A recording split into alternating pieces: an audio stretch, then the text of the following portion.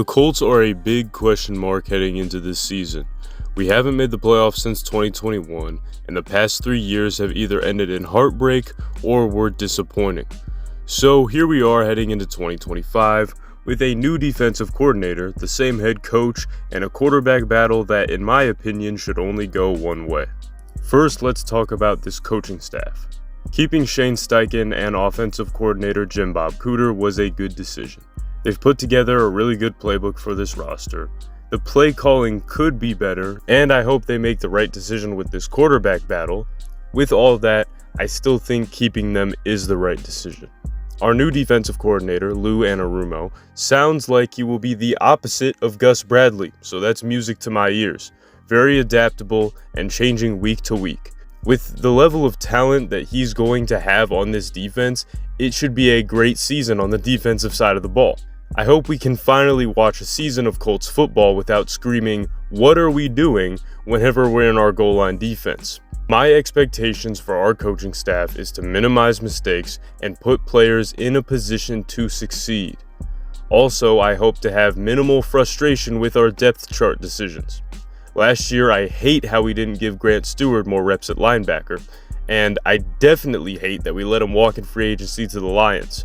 But that's a more minor and personal thing to me. I would just like to see them make the right decisions. Now it's time to talk about the players. I have a lot to talk about, so I'm just going to go by position groups, starting with our wide receivers. Our receiver core is great. We have two prototypical ex-receivers in Michael Pittman Jr. and Alec Pierce. I know people got low on Pitt after last year, but he still had a little over 800 yards with 3 touchdowns on the season, which is a down year for him, but it's not a terrible season. And this year, he might not get over that 1,000 yard threshold or get that long-awaited Pro Bowl selection, but I would still consider him to be our overall best receiver. I would like to see us use him in the run game more with some fly sweeps or some jet sweeps, but he'll still get the ball plenty in the passing game, so I'm not too worried about it. Alec Pierce will be similar to last year. Always a deep threat who wins 50-50 balls. Maybe he breaks 1,000 yards receiving, but I'm just really happy to see him shut up a lot of the people who wanted him gone after last season. Josh Downs is a typical slot receiver. Undersized, fast, big attitude, and also another threat to break 1,000 yards receiving this year. I feel like I'm repeating myself, but these 3 guys are all great receivers. I like all of them. They all have Pro Bowl or All-Pro potential. It's going to be hard to keep all of them happy because they all want the ball every single play, but that's a good problem to have. When you have 3 guys who are a threat to have 1,000 yards receiving on the season and could arguably all be Pro Bowlers next year, I'm not mad at it. Now, A.D. Mitchell could have a breakout year. He had some bad drops last year, but I think he's going to put in the work to fix that. And also, at a certain point, you just got to get more in-game reps in those situations to develop your hands. So it's all just some growing pains. He's still young. I think he's going to improve. And all the other tools you want in a receiver are there with A.D. Mitchell. There are some other receivers who are going to have to battle in training camp to earn a spot on the 53-man roster, so it's definitely going to be fun to keep tabs on that as the preseason goes on. Tight end is a way more simple position group. We all know what Tyler Warren brings to this team. I don't think I really need to say much about him. I know if he doesn't have a Pro Bowl level year, fans are going to start talking crazy about him and kind of turn on him, but as long as he shows us some good film and has some nice plays, I'm going to be happy. He's young. There's going to be growing pains, and it's hard as a tight end. You know, people are kind of treating you as the savior of this franchise, but as long as he has a solid 500 to 600 receiving yard season, I'm going to be happy. Jelani Woods is coming back this year from his season-ending injury last year, and I have always been really high on him since his game against Kansas City. If he can stay healthy, I think he's going to be a very good receiving tight end. I know he hasn't played in an actual game for a while, but his size and athleticism, plus what he showed us his rookie year, are all I need to see to know that he could be really good for us. I'm glad we brought back Mo Alley Cox. He's always been a great run-blocking tight end. He's always going to be good for a few touchdowns. He's a solid receiver in the red zone. I know some people didn't want to bring him back. He's not a flashy 600 to 800 yard tight end. He's a solid backup tight end. I don't think he's going to start. He's overall just a good tight end, a nice leader in the locker room. He's been here for a while, can set the tone for some of the younger guys. I think bringing him back is a great decision. Will Mallory and Drew Ogletree are interesting to look at. I doubt we're going to keep both, or maybe we don't keep either. Who knows? But I think at least one of them is going to stay, and they're going to have to battle to see who's going to make it. So our offensive line is going to see some changes. You've got Bernard Ryman, Braden Smith, and Quentin Nelson all coming back. But right guard and center are going to see some new starters. Now at right guard, I think my dog Tanner Bortolini is probably going to end the preseason at the starting spot. Center is a little bit more up for debate. You've got three guys battling for that position. I think it's going to be Danny Pinter. He's the one who filled in for Ryan Kelly during the regular season when he was out. But it could really go any way. I mean, you've got three guys, all capable centers. It's just one of those things that's going to be a battle throughout the preseason and throughout training camp to see who's going to win. Who's going to give you the best reps, who's going to give you the best film, and the coaches at the end of the day are going to come together and decide who's going to be the starter there. It's not like it's a shut case or anything. The job is open, just like a few other jobs during this training camp period and preseason. It's going to be wide open to any player who's willing to step up and fill that role. Jonathan Taylor is going to be Jonathan Taylor, one of the best running backs in the National Football League. All he needs to do is stay healthy, and he's basically a lock for over 1,000 rushing yards. Now, Khalil Herbert did have a down year last year, but he's coming in basically a lock to be our second string running back, and I think he could give us a solid 500 yards from scrimmage. I don't think he's going to be like Nyheim Hines level good, but he'll be a solid second string running back. Now, as for our third string running back spot, that's going to be between a few guys, but I personally am rooting for Tyler Goodson.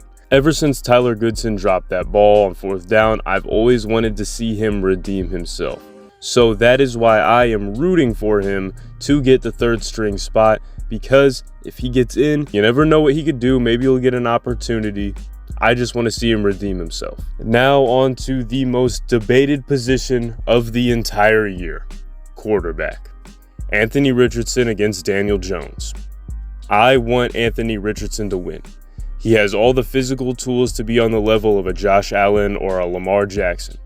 I already know people are about to say things like he can't complete easy passes, he's inconsistent, or the most basic one, he's trash. But the way I look at it is, we have a guy who can complete deep passes that look impossible. He's always a threat in the run game and with any RPO. The main thing that he struggles with is short passes, which is mainly a mental thing because he can definitely physically do it. It's all in his head. So get him a sports therapist or something and keep him healthy and you're set. He has all the tools to be a really good quarterback. I know some people want to give up on him. They want to let him go. They don't want him to start. But I don't want to give up on a guy that has that much talent and that much ability just because he struggles with a few things. And obviously, staying healthy is a big part of it. Just make him a little bit more consistent and it's all fixed.